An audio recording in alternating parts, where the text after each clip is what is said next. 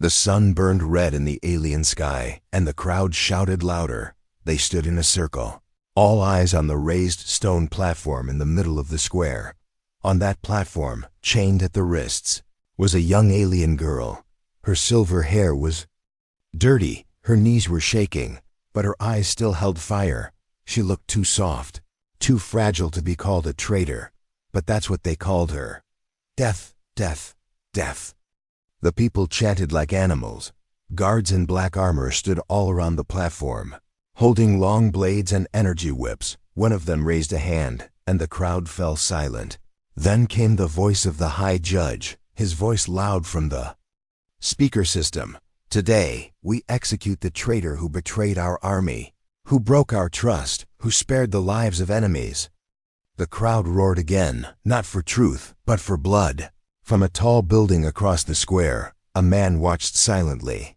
He wore a long coat with dust on the shoulders and a metal wristband that blinked softly. He was human, the only one in this part of the galaxy. No one knew his name, and no one noticed his quiet steps in the shadows. But his eyes were locked on the girl. He didn't blink, didn't move, just watched, like a hunter waiting for the perfect second. The girl on the platform didn't cry. Her mouth stayed closed, but her eyes moved across the crowd, searching, hoping. No one there would save her. They hated her. They wanted her to vanish, and she knew it. The High Judge nodded to the executioner. A tall alien stepped forward, lifting a long curved blade. It shimmered in the sun, and the crowd held its breath. This was it, the moment they came for. One swing, one cheer, one life gone, and still the human in the shadows did not move. Seconds passed like hours. The executioner raised the blade high, and suddenly the sky exploded. A flash of white light blinded the square, followed by a shockwave that sent dust flying. People screamed and fell. Guards covered their eyes from the smoke. A sound broke through an alarm, sharp and loud. And before anyone could understand what was happening, the chains on the girl's wrists snapped open with a spark. She dropped to the ground coughing. Before her stood a man in a long coat, his hand glowing blue from his wrist device. He didn't say a word. He just grabbed her arm and pulled her behind him. Stop them! Someone shouted, but it was too late. The human and the alien girl jumped from the platform, disappearing into the crowd. Guards gave chase, but the smoke and panic slowed them. The crowd turned from angry to afraid, pushing and screaming in all directions. It was chaos, perfect chaos. The girl ran beside the human, limping but alive. Her mind raced. Who was he? Why did he help her? She had never seen a human in her life. Now one had risked everything to save her. Behind them, guards shouted, shots fired. A fire started in a nearby booth. The human pulled her into a side alley. Then another, moving fast, always checking behind. The girl struggled to keep up, but he didn't let go of her hand. Finally, after what felt like forever, they reached a wall. The human pressed a button on his wristband, and a door slid open in the wall. They went inside, the door closing behind them with a hiss. Darkness, silence. The girl fell to her knees, breathing hard. The human stood still, watching her. His face was calm, his eyes serious. Still, he said nothing. The girl looked up at him, her voice hoarse. Why? She asked, one word small and weak but full of meaning. The human crouched beside her, pulled something from his coat, a small bottle of water, and handed it to her. She drank slowly, eyes still locked on his. He didn't answer her question. Not yet. Outside, sirens screamed through the streets. Searchlights cut through the air. The entire city was looking for them. The girl knew this was only the beginning. The crowd had cheered for her death, but someone had stopped it, and now both of them were running from something much bigger. She didn't know the human's name. She didn't know his reason, but deep in her chest, something warm sparked for the first time in years. Hope. Asterisk. The city burned behind them. Lights flashing across the sky like angry stars. Smoke filled the air as the human and the alien girl ran through the narrow alleys. Her legs were weak, her body shaking. But she held onto his hand. He didn't speak, just kept moving forward, fast, sharp, like he had done this before. Sirens screamed above their heads, drones flew in low patterns. Searching every corner, their faces were already on the wanted screens, red letters blinking over their heads. Armed and dangerous, the screen said. But she had no weapon, no strength. Only fear and the strange man who had saved her. She stumbled once and almost fell. He caught her without slowing down. Pulled her back to her feet. She looked up at him, confused. "Why are you helping me?" She asked again, her voice barely a whisper. He didn't answer.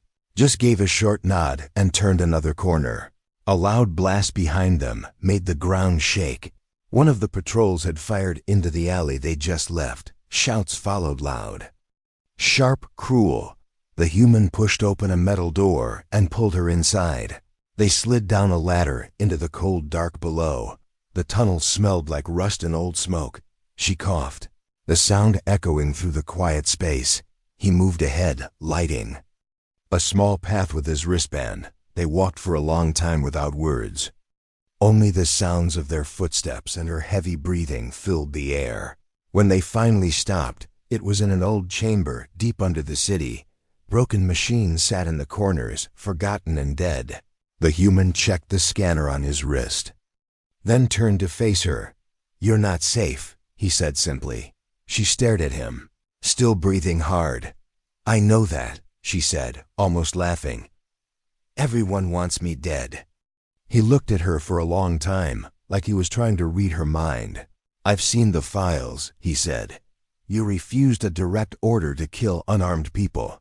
"Children," she corrected. "They were just children." He nodded slowly, his jaw tight. "That's why I saved you," he said. "Because you were the only one who did the right thing." Her eyes filled with something between shock and sorrow. No one had said that before. No one had believed she was anything more than a traitor. But this stranger did. Before she could speak, his scanner flashed red. "Guards heading this way," he said quickly. They found the tunnel entrance. She pushed herself up, ignoring the pain in her legs. They had to move again. He guided her through another passage, this one narrower and filled with steam. They climbed over broken pipes and ducked under hanging wires. She slipped once and cut her hand, but didn't stop. The noise of boots and shouting grew louder behind them. Blasters fired into the walls, sparks flying everywhere. The human grabbed her arm and kicked open a hatch at the end of the tunnel. Cold night air rushed in, filled with the smell of dust and burning metal. They climbed out onto a hidden rooftop, looking down over the edge. The city was alive with light, and soldiers filled the streets like ants. They were trapped, nowhere to go but down. He opened a small case from inside his coat. Inside was a tiny beacon. She frowned, confused, until he whispered, "Hold on to me." Before she could ask why, he pressed the beacon. A second later, a small hoverboard shot up from the shadows below. They jumped, wind rushing past their faces as the board caught them mid-air. She gasped, holding tight to him, eyes wide. The hoverboard flew fast between buildings. Dodging lights and beams, guards fired at them. But the board moved like it had a mind of its own. Down below, alarms screamed louder, and red lights lit up the sky. Everyone was watching now. The girl they tried to kill was flying free, carried by a human no one knew. They vanished into the dark horizon, heading for the outer districts. But she knew the chase wasn't over. This was just the beginning, and something deep inside her whispered that the man beside her, this silent human, wasn't just here to save her life. He might change it forever. The wind howled like a dying beast as the hoverboard dipped low into the wastelands. Black rock stretched in all directions, dry and cracked like the skin of something long dead. There were no cities here, no lights, no people, just silence. And space. It was the perfect place to disappear, or to be forgotten forever. The human slowed the board near the edge of a canyon and guided it down into the shadows. The alien girl clung to him, her body still weak, her eyes watching every shape. In the dark, she didn't ask where they were going.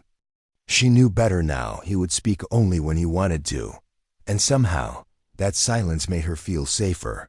They reached the bottom of the canyon where a narrow crack opened into the rock. He stepped off the board, helped her down gently, and led her inside. The passage was narrow, cold, and smelled like stone and time. At the end was a hidden door with no handle, no code. The human placed his palm on a blank surface, and the wall melted open like soft clay inside. The shelter looked like an old mining base, small and buried deep underground. There were rusted panels, broken lights, and a humming generator still barely alive. She looked around with tired eyes, unsure if this place was safer than the city. But at least here, no one was screaming for her death. She sat on a cold bench and closed her eyes. Her arms ached, her knees were scraped, and her stomach twisted with hunger. The human handed her a protein bar and some water without saying anything. She ate slowly, watching him as he checked the generator. Then the scanner on his wrist. "Is this your home?" she asked, her voice still hoarse. "No," he replied quietly. "Just a place I prepared." She looked at him, confused. "You knew I would run," he nodded. "I knew they would try to kill you. But why me?" She asked again, her voice cracking. "I'm not special." He looked at her for a long moment, then sat across from her. "You are," he said. "You did something no one else had the courage to do." She remembered the moment clearly when she had refused the kill order. Those alien children had been hiding, afraid, unarmed. She had lowered her weapon, turned her back on the commander's orders, and for that, they called her a traitor. The silence in the shelter grew heavy. She looked down at her hands and whispered, "Maybe I should have just followed the order." "No," the human said firmly. "If you had, you wouldn't be you." She blinked fast, pushing down the emotions that wanted to rise. Then a soft sound broke the moment, a strange clicking from outside the shelter.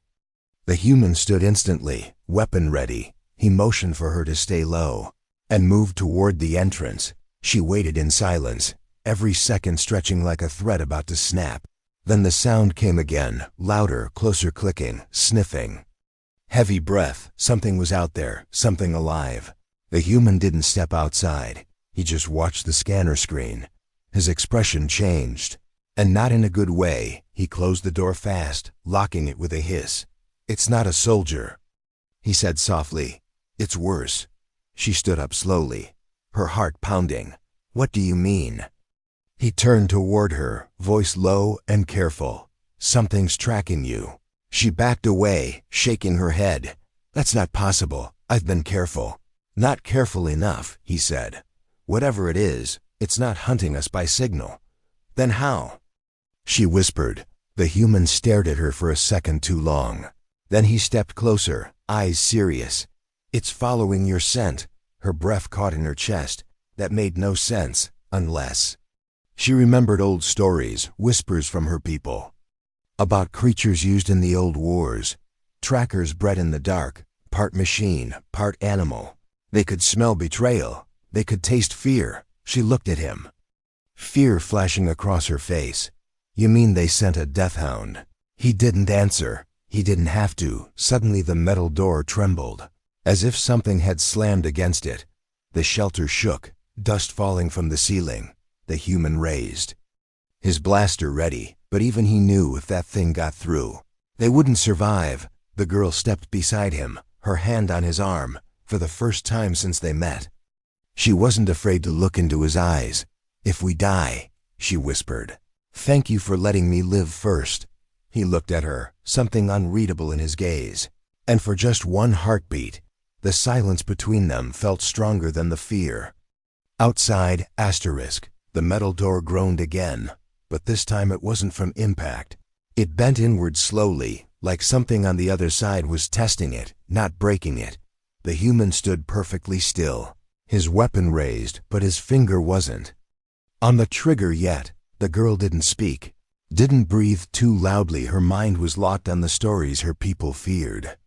They never showed death hounds in public, because just one was enough to silence a village. A sharp scratching sound moved across the wall, slow and steady, then it stopped. She moved closer to the human, her voice low like the air might carry. "It outside. If it's a hound, we can't fight it." He glanced at her, his face calm but eyes sharp. "I don't plan to fight it," he said. "Then what do we do?" "We wait," he said, "and pray it walks away." Minutes passed like hours, and the shelter remained still, but the pressure in the air felt wrong, like they were being watched through the walls. The human finally lowered his weapon and turned to the back of the room. He opened a secret floor hatch and pointed down. "This tunnel leads farther underground," he whispered. "It's narrow, wet, and long but safe." The girl nodded and dropped into the tunnel first. It was dark and smelled like mold and old metal. The human followed, sealing the hatch above them. They moved through the tight crawl space for what felt like forever. Water dripped from the ceiling. Rats scattered in the dark. Still, she kept moving. Because anything was better than facing that thing above. Suddenly, the tunnel ended in a wide chamber with a broken monitor wall and a dusty bed. She collapsed on the floor, exhausted. The human stood guard at the tunnel entrance, eyes scanning. Then a sound echoed from above, not from the door, but from the walls. They both froze. A voice was speaking, deep, slow, and wrong. "Return what is mine," it said, not with words, but with sound that echoed inside the mind. The girl clutched, her head shaking. "It's in here," she whispered. It got in. The human pressed something on his wristband, sending out a silent pulse. For a moment, everything flickered, lights, air, even sound. Then the presence faded, as if pulled back into the distance. "What did you do?" she asked, gasping for air. "Jan's signal," he said. "Old tech disrupts mind frequencies. You planned for this?" "I planned for worse," he answered, almost smiling. She leaned back against the wall, trying to calm her heart, but something was bothering her, something she hadn't said yet. She looked at him, her voice quieter now. "The hound spoke in my father's voice." He turned slowly. "You sure?" "I know it," she whispered. "It called me by the name only he used when I was a child." The human walked across the room, checked a panel, then looked at her again. "He sent it after you himself." She nodded, eyes hard now. "Yes, and that means he knows I'm still alive." Her father, the same man who had ordered her execution, the same man who wore medals and gave speeches about honor. He had once held her as a baby. Now he sent monsters to rip her apart. The human sat beside her now, for the first time not just as her protector, but as something closer. "I thought he would let it end at the execution," he said, "but I was wrong." She turned to him, her voice trembling but steady. "He won't stop until I'm gone, or until—" "He is." The silence stretched between them, not empty but heavy with decisions. She reached forward and touched his wristband. "You risked everything to save me," she said. "Now I want to fight." He looked at her, this girl who had once been ready to die. Now there was a fire in her eyes again, not of fear, but of purpose. "You're not a soldier anymore," he said. "I wasn't a soldier back then either," she whispered. "I was a daughter who believed in her people. Now I just believe in what's right." Outside, far above them, the death hound walked slowly away from the shelter, but it wasn't gone. It was patient. It had her scent, and it knew where she was going. The hunt wasn't over, but for the first time, she was no longer running. She was ready to strike back. The stars above the canyon shifted slowly as the sandstorm cleared. A long shadow stood at the edge of a rocky ridge, watching the distant trail of heat left by a hover engine. The death hound made no sound, but its golden eyes burned with one thought: obedience. Inside its metal bones, the command repeated again and again. "Bring her back." Dead or broken, far below, inside the underground shelter, the girl sat in silence beside a dead monitor. She wasn't sleeping, though her eyes were closed. She was remembering, the sharp voice of her father echoing across the hall of judgment. His words cold like ice. "My own blood betrayed our legacy." She opened her eyes slowly and stood up. The human was at the workbench, fixing something that sparked blue and hissed like a wounded animal.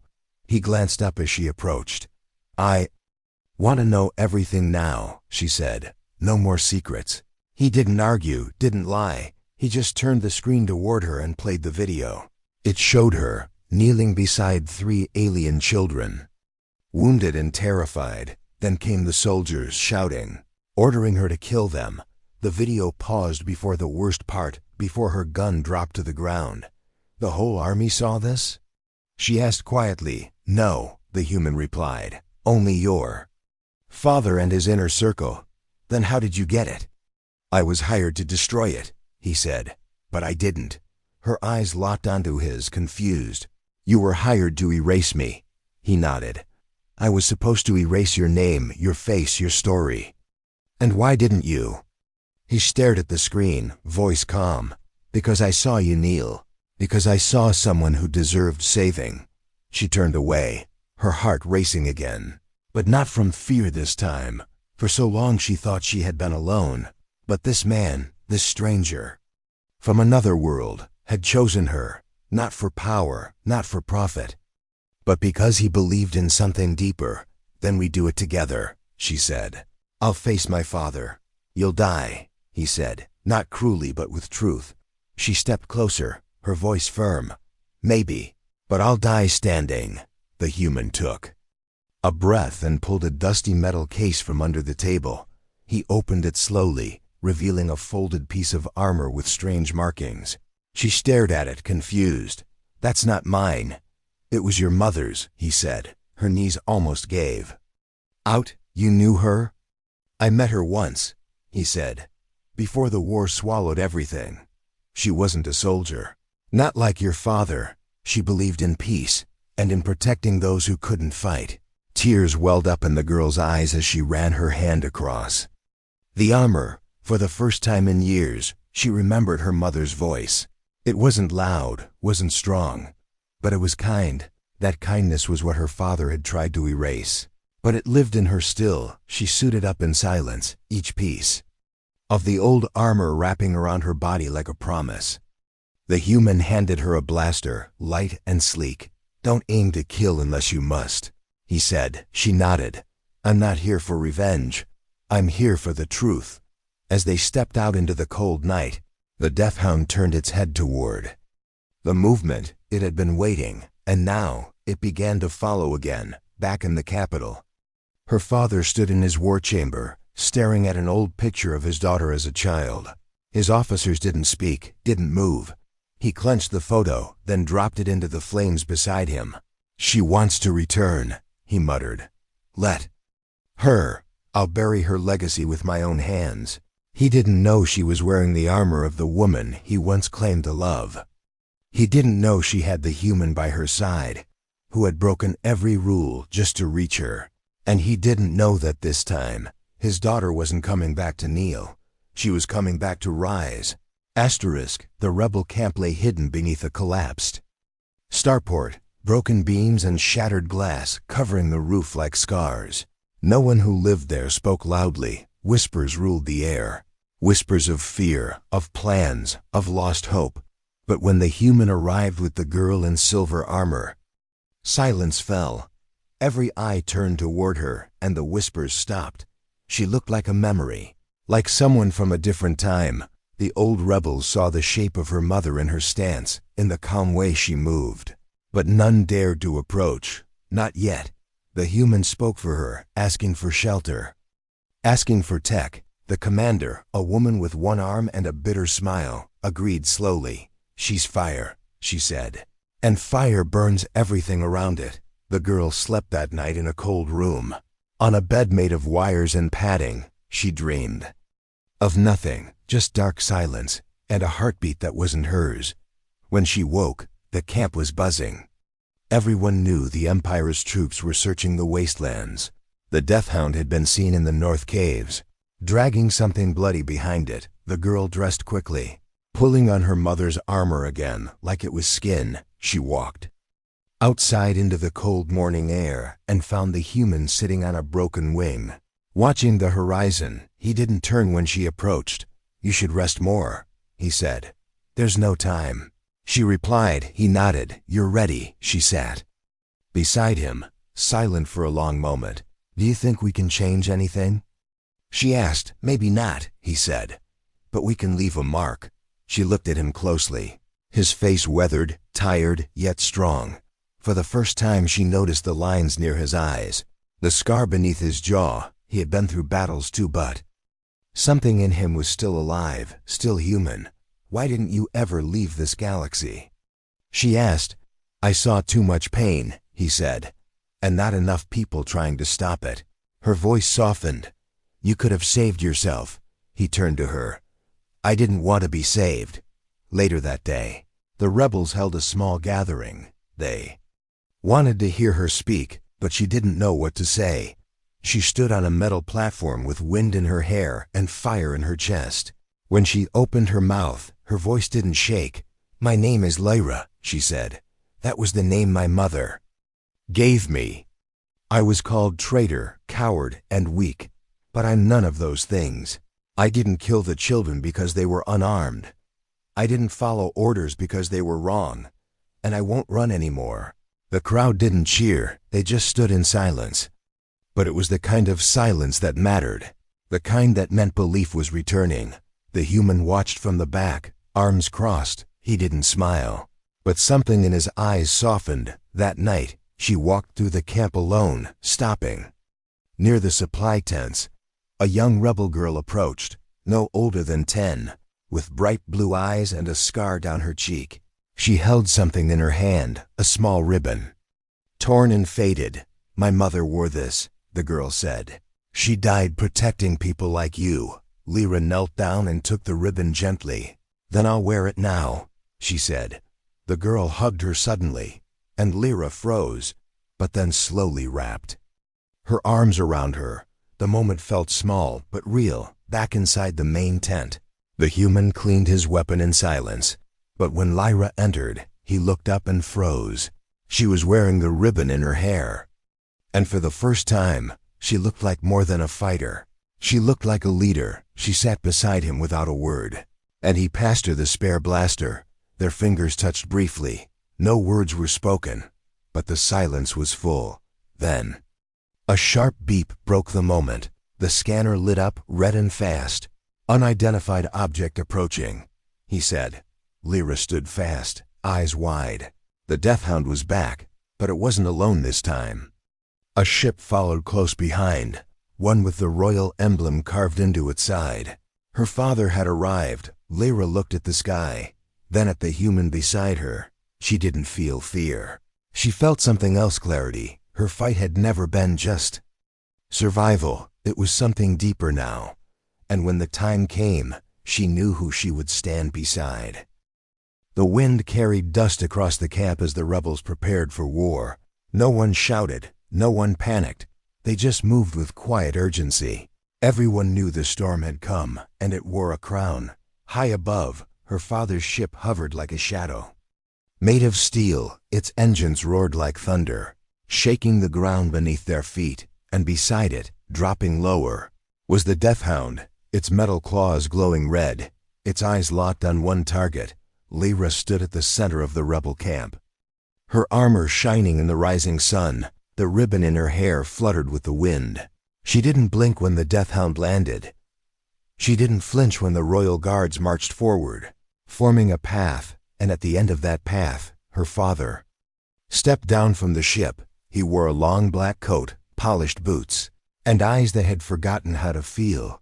But for a brief second, something in those eyes flickered shock, maybe, or memory. "You look like her," he said coldly. Lyra didn't reply. "You shouldn't have come back," he added, stepping closer. "You were supposed to die clean." "I almost did," she said, voice calm, "but I woke up."